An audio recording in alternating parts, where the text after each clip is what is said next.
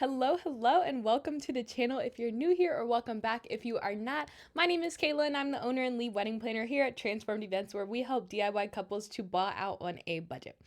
So, as you know, it's not quite officially summer yet at the time of recording this, but it is a few days, and also it's summer, okay? I feel like as soon as it hits June, it's summer to me. It doesn't matter if it's the official first day of summer or if it's still technically spring or what. And I don't know where you live at, but here in Maryland, it has been hot, like capital HOT hot. We have literally had days that are like almost 90 degrees already. So you can imagine how the rest of the summer might be playing out. All that said, I wanted to give you some tips today for if you have a summer wedding, or maybe if you have a wedding right in the fall, right after summer, and how to mitigate some of those predicaments that you might find yourself in or your guest in. So, without further ado, let's go ahead and hop right into the biggest thing that you want to avoid, which is sunburn. You absolutely need to protect your skin at all times, because I'm absolutely sure that you do not want to look like a hot potato on your wedding day or have any sort of peeling or any other side effects that can sometimes last for weeks after the fact. But aside from that obvious one, you also don't want to have too many different shades of skin going on, right? And looking like an uneven wreck. So, you absolutely want to be sure that you're using sunscreen all over your body, and especially on your face. And along those same lines, you want to make sure that you're covering up or not, right, the areas that you need to properly, so that you don't have any sort of crazy tan lines. So what I mean by that is those sunglasses. Okay? We do not want you having raccoon eyes on your big day.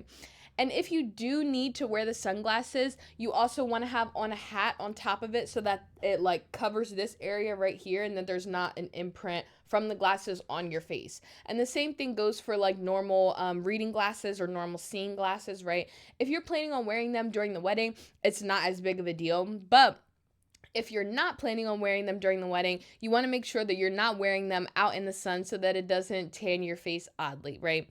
Because makeup can cover a lot of things, but it can't cover everything.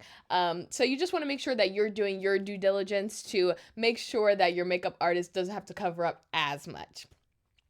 And you also want to make sure you're picking outfits wisely, so that you don't have funny looking tan lines in that regard either. So say for example, this shirt, right? If I were to stay outside in this shirt all day, I will have like a weird line going across the middle of my arm, and we don't want that for you, okay? You also are going to want to make sure that your bathing suits are conducive to the type of dress that you're wearing. So think about where the straps fall, right? Where certain areas of your skin are exposed in the dress, and where they're exposed in the bathing suit. Do they line up, right? Can you cover it up easily or not?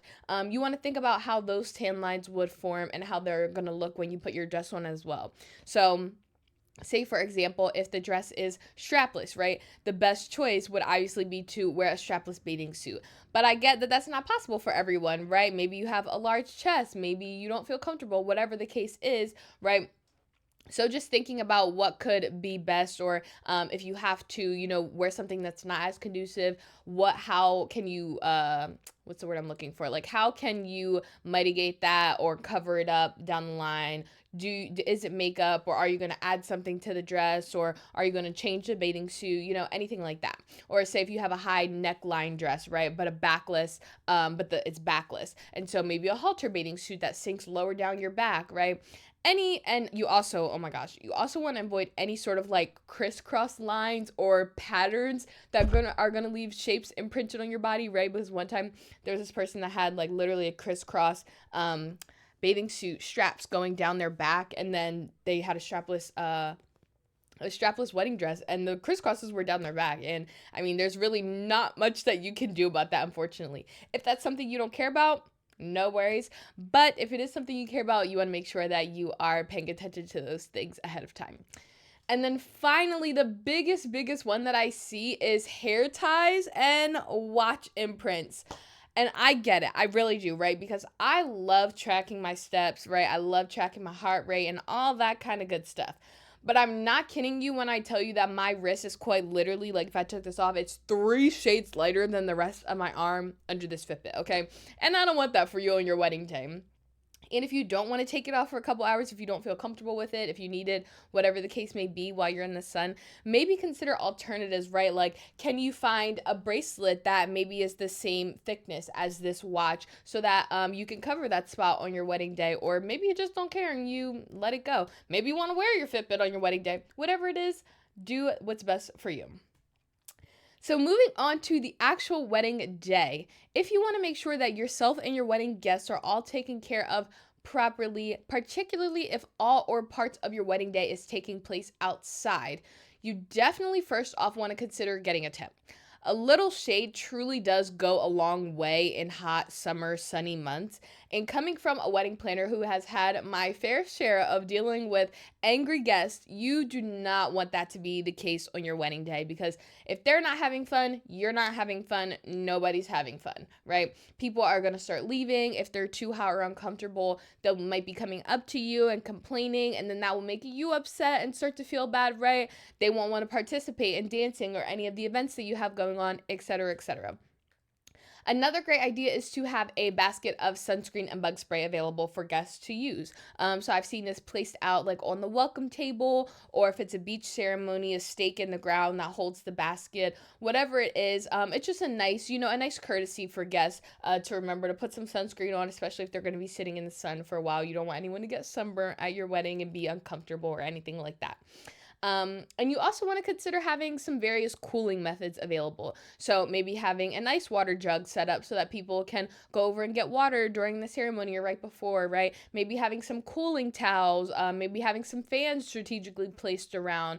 And even before we get to this point, right, letting everyone know ahead of time that it'll be outside so that they can come prepared for whatever works for them. It's also important to have a alternative plan for, say, someone with a condition in which they cannot sit in the sun for a long time, right? Or maybe elderly guests that might not be great for their health or anything like that. You always want to think about people's extenuating circumstances, and as much as you can try to mitigate and prevent those issues becoming an issue on the actual wedding day, would be great. So a good idea is to put, anything like that in your RSVP form. So a little line just saying, we're planning on doing an outdoor ceremony. It may be sunny, it may be windy, etc., etc. Do you need any special accommodations, so that you can kind of get a feel for what your guests might need on your day and if you will be able to provide something like that. Actually, a wedding that I just did a few weeks ago had a little balcony that overlooked the beach where they were getting married, so that guests could watch the ceremony from afar. And there was a speaker set up there so that they could still hear what was going on. So that was just a nice way to allow them to respect whatever they had going on, and they couldn't come down to the beach. Some people weren't able to walk that far. Some people couldn't stand that long. Some people had trouble walking in the sand because they were older. Some people couldn't sit in the sun that long. There's a various different things that could always be the case, but it was nice that we were able to be accommodating in that way and still make them feel like they were a part of it, right? Anything that might help in general should be considered, because it really is sad for those guests to feel kind of like left out and unaccommodated for, and despite it being your wedding, they are there for you, right? And so you still do want to take them into consideration as much as possible. So another cute thing I've seen done is to have handheld fans, either battery powered ones or handheld ones that you fan yourself, as favors, so that guests could get some relief from the heat, or even to print your program right on the fan, and then you knock out two things at once. I think those things are so cute. If you have like a picture of you two on the front with a stick, and then the program on the back, and then guests can use that as a fan and know what's happening at what time. So you can knock out two things at once. So I love that idea. And then the number one thing that you want to remember is to stay hydrated. This is the absolute last thing we want for you, is to be passing out on your wedding day, okay? So you want to make sure that you always have some water handy nearby. I would also recommend drinking like some Gatorade or Liquid IV in the morning before the wedding, so that you already have some extra electrolytes in you, because the day will start to move quickly. You don't want to forget to be hydrated, right? And especially if you're introducing alcohol into the mix, you definitely want to make sure that you have some hydration. And it's also nice to have like some little blotting wipes handy in case you start to sweat, so that you don't mess up your beautiful makeup or anything like that. If there's anything else I missed, please go ahead and let me know down in the comments what else you plan on doing. Let me know down below what else you plan on doing or anything that you've seen at a previous wedding, anything like that. I know this video was a little bit of a shorter one, but I really hope that you enjoyed watching. I hope that it was helpful to you. Please go ahead and like, comment, subscribe if you want to see more content like this, and share with a friend who has a summer wedding coming up. Thank you so much for watching, and I'll see you in the next one. Bye!